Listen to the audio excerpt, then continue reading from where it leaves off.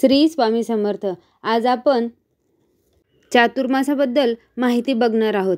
तर यामध्ये खूप सारे प्रश्न पडतात की चातुर्मास म्हणजे काय, कधीपासून सुरू होतो, कधी संपतो, ह्या चातुर्मासामध्ये कोणती कामे किंवा सेवा करावी, कोणत्या गोष्टी टाळाव्या जेणेकरून दोष लागणार नाही.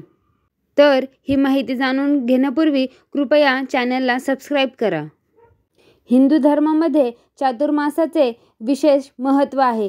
चातुर्मास सुरू होताच सर्व शुभ कार्य थांबवले जातात. धार्मिक मान्यतेनुसार चातुर्मास सुरू होताच भगवान विष्णू योग निद्रेमध्ये जातात. यानंतर देवउठणी एकादशीच्या दिवशी भगवान नारायण जागे होतात. तर चला तर मग जाणून घेऊया या वर्षी चातुर्मास कधी सुरू होणार आहे. आषाढ महिन्यातील शुक्ल पक्षातील एकादशी तिथीपासून चातुर्मास सुरू होतो आणि तो कार्तिक महिन्याच्या शुक्ल पक्षातील एकादशी तिथीपर्यंत चालतो. हिंदू कॅलेंडरनुसार चातुर्मासाची सुरुवात देवशयनी एकादशीपासून होते. यंदा देवशयनी एकादशीचे व्रत 17 जुलै रोजी पाळले जाणार आहे. या दिवशी भगवान विष्णू पूर्ण 4 महिने योग निद्रेत जातील. यानंतर देवउठणी एकादशीच्या दिवशी श्रीहरी योग निद्रेतून बाहेर पडतील. यंदा देवउठणी एकादशी ही 12 नोव्हेंबर रोजी साजरी केली जाणार आहे. धार्मिक मान्यतेनुसार जोपर्यंत भगवान विष्णू योग निद्रेमध्ये राहतात तोपर्यंत जगाचा कारभार हे भगवान शिव करतात. आता आपण जाणून घेऊया चातुर्मासामध्ये कोणती कामे करू नये व अशी ही कोणती कामे आहे जी केली तर अशुभ मानली जातात व दोष लागतो.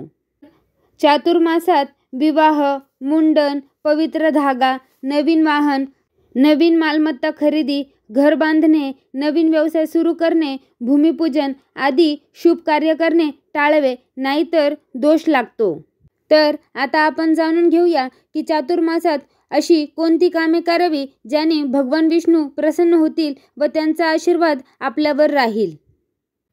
चातुर्मासात उपवास, तप, जप, पवित्र नद्यांमध्ये स्नान, दान, पानावर भोजन करणे अत्यंत फलदायी मानले जाते. तसेच या महिन्यात धार्मिक कार्य केल्याने विशेष फलप्राप्ती होते आणि भगवान नारायणाची कृपा सदैव आपल्यावर राहते. चातुर्मासात तर काही लोक 4 महिने फक्त एकच जेवण घेतात आणि राजसिक व तामसिक भोजनाचा त्याग करतात. तसेच चातुर्मासामध्ये भगवान विष्णू, माता लक्ष्मी, भगवान शिव, माता पार्वती, श्रीकृष्ण, राधा आणि रुक्मिणीजींची तसेच पितृदेव, भगवान गणेश यांची सकाळ संध्याकाळ पूजा करावी. तसेच या महिन्यांमध्ये ऋषीमुनींचा सत्संग करणे लाभदायक ठरते. तसेच चातुर्मासात दान करणे विशेष फलदायी मानले जाते. तर या 4 महिन्यांमध्ये दान करणे खूप लाभदायक असते. तर तुम्ही सर्वजण यथाशक्तीने जमेल तेवढे आपण दान करू शकता. दानामध्ये आपण अन्नदान, वस्त्रदान, फलदान, पाणीदान ह्या अशा प्रकारचे सर्व दान आपण करू शकतो.